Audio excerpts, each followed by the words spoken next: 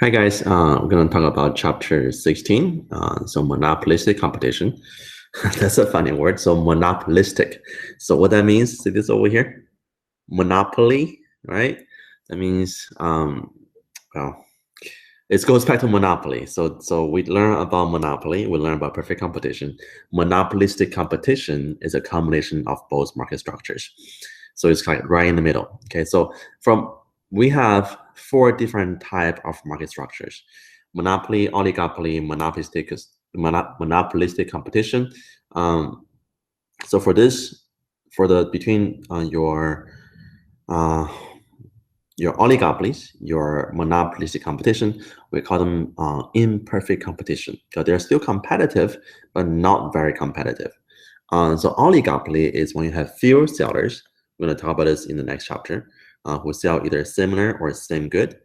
And then, guys, what you need to know is what's a concentration ratio.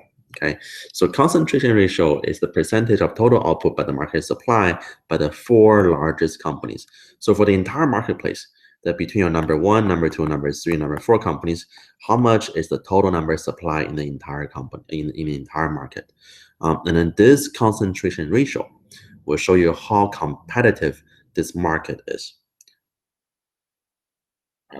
The higher the concentration ratio, the less competitive this market is. The lower the concentration ratio, the more competitive market is.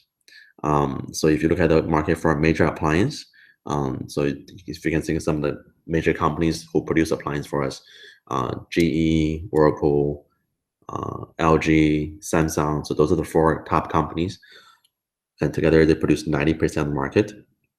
Look at your wireless telephone communication providers: AT&T, Verizon, T-Mobile, Sprint. Those four accounting for 95% of the market.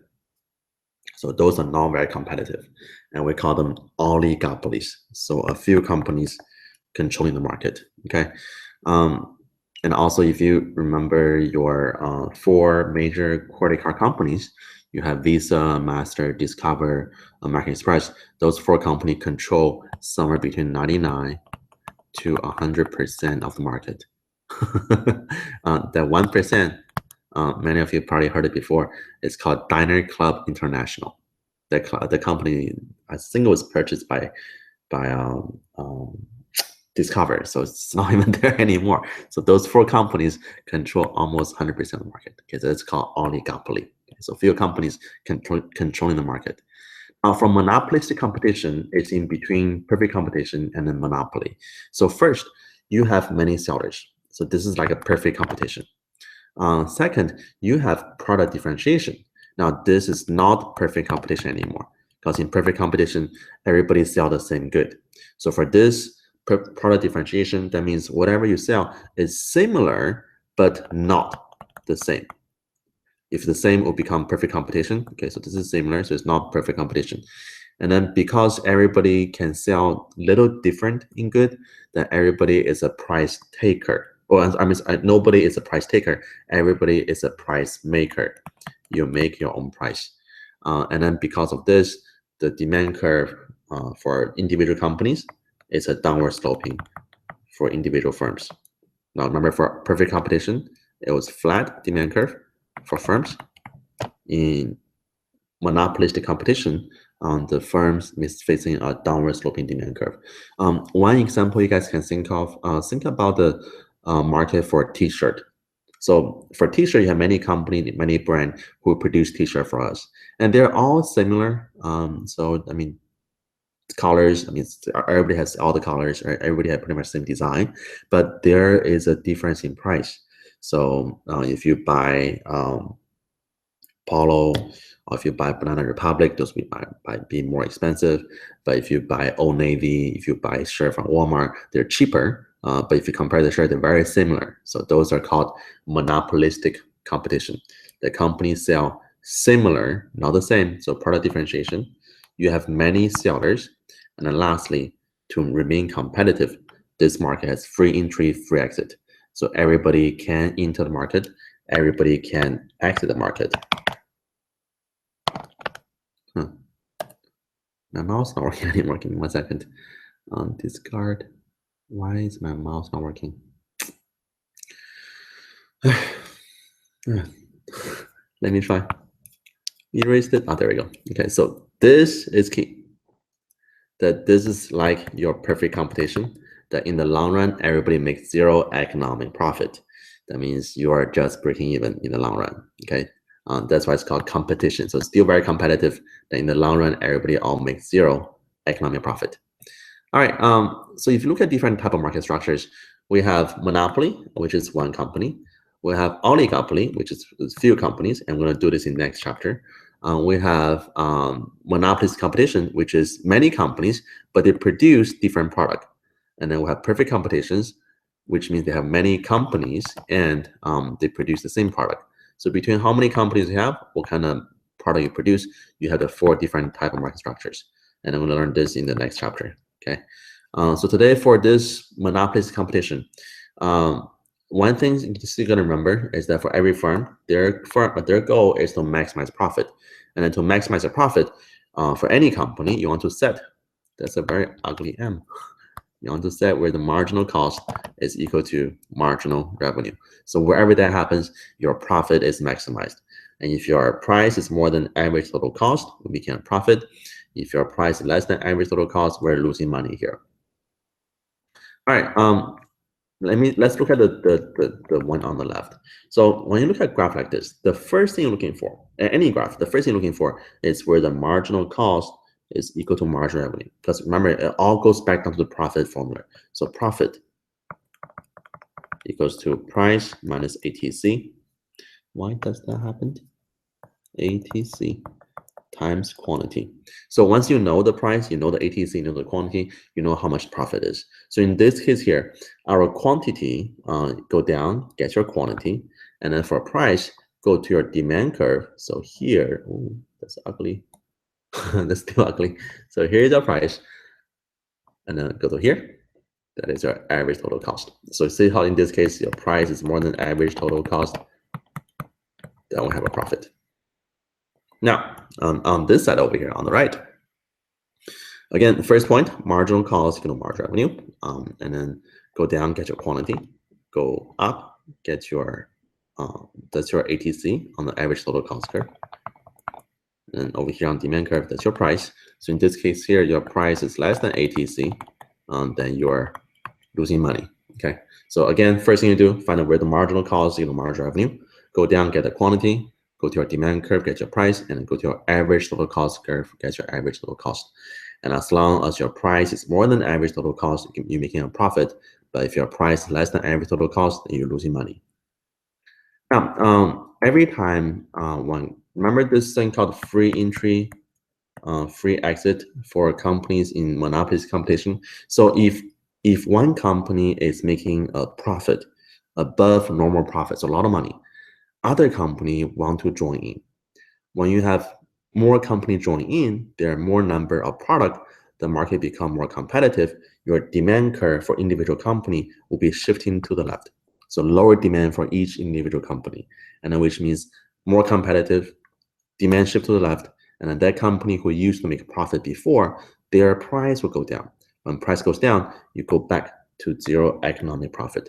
So in the long run, in monopolistic competitions, companies have zero economic profit. Now, in the short run, everything is possible. You can have a profit, you can lose money, or break even. But in the long run, it's only breaking even, okay? Because the market is very competitive, and then when other companies join in or exit, the profit either increase or decrease and go to zero, and everybody's just breaking even. So to see this break-even point, this is a typical company in monopolistic competition in the long run. So again, first thing we do, find out where the marginal cost equal to marginal revenue, go down, get a quantity, go to your demand curve, this is your demand curve, go to demand curve, get where the price is, and then go to your average total cost curve, get your average total cost. So see how the price equal to average total cost? When price is equal to average total cost, your profit equal to zero. So for that's ugly. So this company here, they're breaking even, and then this company is in a long run equilibrium. So nobody can join the market, nobody will leave the market. So everybody's just breaking even. Now, you might thinking, breaking even is not so good. Why do I not just break even? Well, the key here is that zero economic profit, not zero accounting profit. So you are still making some profit, but it's as much as anywhere else. So on your accounting book, you still shows profit, but that profit just equal to your opportunity cost. So you're just breaking even in the economic terms.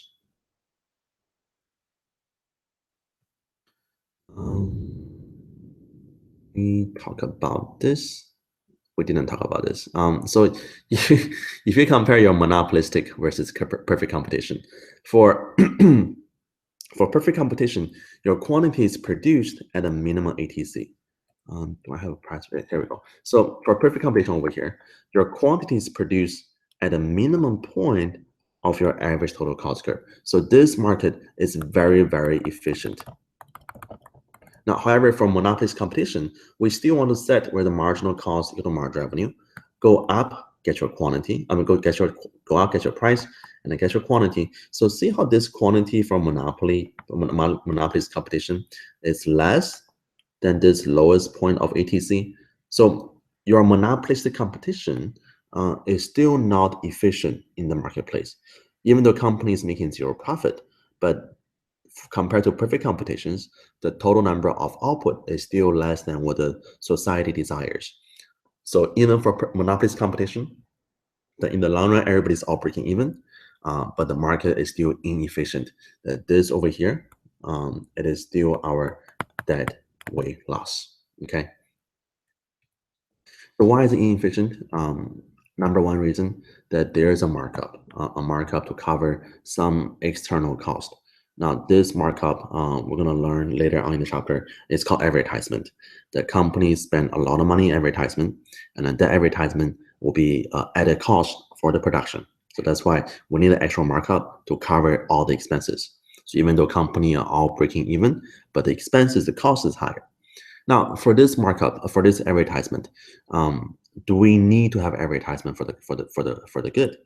I mean, one thing can think of that. Let's suppose you go buy broccoli. Okay, so let's say go buy a head of broccoli from HEB, and then the company who made the broccoli, they're gonna spend $10 billion to advertise to everybody and telling them, hey guys, our broccoli is good. Now, broccoli is a broccoli. When you go buy a broccoli from a company who spent $10 billion on advertisement, not $10 million on making better broccolis, but $10 billion on advertisement, does that broccoli taste better? Probably not. It's just same as broccoli as before, as anybody else. So advertisement, there are many arguments for advertisement, and there's also many arguments against advertisement. But for most companies, they're spending a lot of the revenue on advertisement. So for most companies, they will spend somewhere between 10 to 20% of the total revenue on advertisement. Now for this advertisement, you guys all seen the advertisement before. Now let me give you an example. Okay, so imagine all the beer commercial you've seen before on TV, right? So it doesn't matter which company you look at it, all the beer commercials, they all pretty much the same, right? I mean, it's all people very happy, young people who are very happy, always young. You never seen people in their 60s or 50s drinking beer, right? It's always young people, right? So young people in their early 20s, 30s, they're drinking beer, go to parties, very happy, right? Very pretty people. That always never happens. Always happens. but they never tell you how does the beer taste like, right? Because if you try to advertise a drink, don't you want to tell people how it tastes like? But none of the commercial tell you what it tastes like. The same thing goes with your Coke commercial. Then once you guys watch all the Coke commercial, you're gonna see a polar bear drinking the Coca-Cola. What else drink Coca-Cola? I don't know. I just remember the polar bear. So if a polar bear drink the Coca-Cola, doesn't mean the polar bear has a better taste than I do. I should trust the polar bear. So the problem is that even the Coke commercials, the Pepsi commercials, nobody tell you what that thing tastes like, right? I mean, if I ask you to describe the taste of Coke to me, the drink, not the powder, the drink. So if I ask you to describe the taste of the canned Coke for me, right? What does it taste like? Oh, you're gonna tell me, oh, it's sweet, it's sparkling. Well, so is Pepsi, right? Why are they different? So that's why, because for companies in this type of market structure, they sell good that's very similar. So in order to sell more good, in order for you to pay a higher price for them, they will need advertising. So make you believe whatever you buy is better than everybody else. Okay, that's why if you go to HEB, Walmart, or Kroger, you want to buy, let's say, a a case of soft drinks, you buy the Coke. It's a little more expensive, but if you buy the Big Red, same color, similar taste, but so much cheaper, right? Reason why, because brand and advertising. Okay. Um, Now, guys, I'm gonna skip some of this. You guys can read it in the book. It's really not that much hard to understand. Okay. Um, I don't think there is that much more information to talk about in this chapter.